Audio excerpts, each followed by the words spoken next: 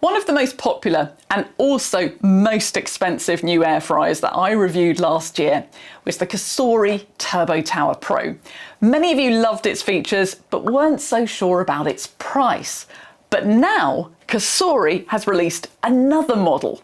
It's still got the overhead heating elements, the compact footprint and PFAS-free nano-ceramic coating, but it's 40% cheaper and only 20% smaller. This is the Turbo Tower Compact. I bought one to test it out, and in this video I'll show you how it works, the differences between the compact and pro version, and perhaps most importantly, what it's actually like to cook in it. And in case you're new here, my name is Clara. This video isn't sponsored by the manufacturer, and if you'd like to see more impartial videos that help you choose and use your home appliances, I make them weekly, so please hit that subscribe button. So first, let's have a quick look at the setup of this model. It's got two identical size drawers, which are 4.3 litre capacity, meaning a total of 8.6 litres of cooking space. That's a decent size and more than adequate for a family of 4. Most manufacturers will say 1 litre per person as a guide, but I prefer to work with 2 litres per person. On this model, there are 2 separate independent cooking zones with their own heating elements, DC motors, fans and controls.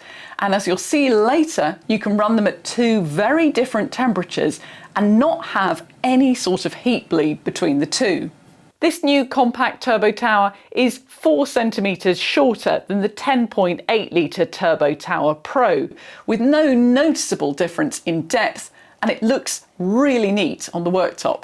The main difference in structure of these models is the difference in drawer sizes. The Pro has 2 different size drawers and the Compact has 2 identical size drawers. The drawers on the compact version are almost identical to the smaller drawer in the Pro, just a little longer and narrower, but they are the same height and the same capacity. The difference really comes down to the lower drawer. The 10.8 litre Turbo Tower Pro has a really big 6.5 litre drawer at the bottom, which can fit any large cut of meat in it, and it's 50% bigger than the bottom drawer on the compact model. This difference between the 2 models is actually very similar to the way that Ninja have differentiated the 2 different crispy air fryers, with only the Pro version having that larger bowl. So I suspect we might start to see this idea repeated by other manufacturers too. Cosori haven't shied away from the fact that the smaller bottom drawer in the compact model isn't going to be suitable for cooking everything. This graphic that they use in their marketing material appeared to suggest that a whole chicken wouldn't fit in the drawer. So of course I saw that as a challenge, and I knew that you'd want me to test it out too. The chicken I bought was 1.8 kilograms, which isn't huge, but you could definitely find one smaller if you needed to. I broke the breastbone on the chicken to get it to lie flatter in the drawer. It was tight on the height, but I did manage to slide it into the air fryer without any issues at the start. When I checked on it midway through cooking though, the skin did catch as I pulled it out. But at the end, the results were good. However, looking inside the appliance after cooking, you can see a little bit of burnt residue on the heating element where the very top of the bird probably made contact with them. So although I got away with cooking a whole chicken in this drawer, I think if you wanted to do it regularly, the Pro would be the way to go. Interestingly, that graphic also shows a baking potato as being potentially too large for the drawer. Now, potatoes obviously come in all shapes and sizes, but I actually cooked several of them in this model and they've all fitted so far. Other than the drawer sizes, one of the most noticeable differences to the appearance of these models is the control panel. Where the Pro version has a high gloss, high-tech, shiny touchscreen display, on the Compact this has been swapped for a membrane control panel, similar to the style that you'll find on the Ninja dual drawer air fryers. Now there are pros and cons to this style of interface. It doesn't scratch easily or attract the dust, and it's harder to accidentally turn off. But anecdotally, I've heard they can become brittle over time and crack. But then touchscreens aren't perfect either. In fact, in an ideal world, actual physical switches on appliances would be the best option and probably the longest lasting, but they're pretty rare these days. When it comes to cooking, the compact Turbo Tower has the same functions as the Pro: air fry, roast, bake, grill, reheat and dry, otherwise known as dehydrate. And there's the same two options that you'll find on most air fryers, which are Sync Cook, which you can press after programming both drawers so that the two drawers with different durations will finish cooking at the same time, and Match Cook, which enables you to duplicate the time and temperature settings from one drawer to the other.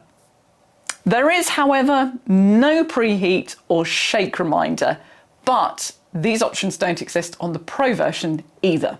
The temperature range on the Compact is between 35 and 230 Celsius, with the time range between 1 minute and 48 hours. The baskets and crisper plates are both dishwasher safe, which is good news, and after 8 months using the Pro version of this air fryer with the same non-stick coating, I have found that the finish is exceptionally high quality, and on my air fryer is still in perfect condition. So here's a look at some of the different types of food that I cooked in this air fryer. Cosori say that this model can fit an 8-inch or 21-centimetre pizza in it. I struggled to find one that was exactly that size, but a mini kids pizza did fit in it, and it would be a good size for flatbread pizzas or garlic bread. I've recently been sent a copy of this air fryer recipe book to have a look at, so I tried out a couple of the recipes from it while the kids were off school over the Easter break. First up were homemade Scotch eggs. I soft-boiled the eggs on the hob, wrapped them in sausage meat and covered them in breadcrumbs. Then I used the bake setting to cook them, and look at this for a perfect result. I tried another recipe from the book for chocolate banana wraps with bread and chocolate spread on air fry, and they went down very well with the children. I also tested out the dehydrate function with sliced kiwi. Unlike the Pro, the Turbo Tower Compact doesn't come with a rack, but I used one that I have for the crispy and it wasn't a bad fit. There doesn't currently seem to be any third-party racks made especially for this compact model yet, but I will keep an eye out, and if any pop up, then I will add them to the description. Whilst the dehydrate setting was running in the top drawer, I cooked some bacon at 230 Celsius using the grill setting in the bottom drawer. And with 175 Celsius difference in temperature between the two settings, I decided to pop an oven thermometer in the drawer with the kiwi to see if it was able to maintain the low temperature in that drawer whilst running a very high temperature in the bottom drawer. And after 10 minutes, it was still exactly the temperature that it should be, which was pretty impressive. One little quirk of this model is that when you put the drawer back after checking on food midway through cooking, it doesn't restart immediately. It takes about 5 seconds to get going. And when this model is new to you, that's just about long enough for you to worry that you've done something wrong or that you need to press another button to get it going again, but you will get used to it. With this model being 20% smaller than the Pro and also having 2 heating elements rather than 3, I was really interested to see how it compared with energy use. Running one drawer on this Compact used exactly the same power as running the smaller drawer on the Pro. But there was a surprise when it came to running both drawers.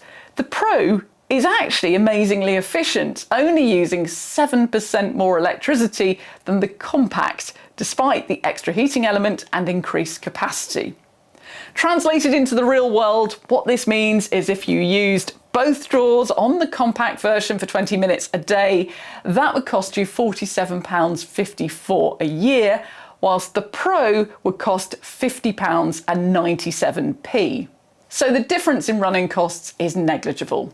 Talking of which, there are 2 features that the Compact lacks, which the Pro has, which are that second heating element for the bottom drawer and connectivity to an app. Both of these are nice to have bonus features, but I don't think that they're essential. So ultimately, the only reason that you'll want to go for the Pro is if you need that larger capacity drawer at the bottom for cooking for more people or doing larger joints of meat. And if you don't need that, this model makes a lot more sense because it is significantly cheaper. So if you've been waiting for this model, you can check the price that it's currently selling for by scanning the QR code on the screen or checking the links in the description below. That also helps support the channel and enables me to buy these appliances so that I can create more independent reviews for you. Thanks for watching.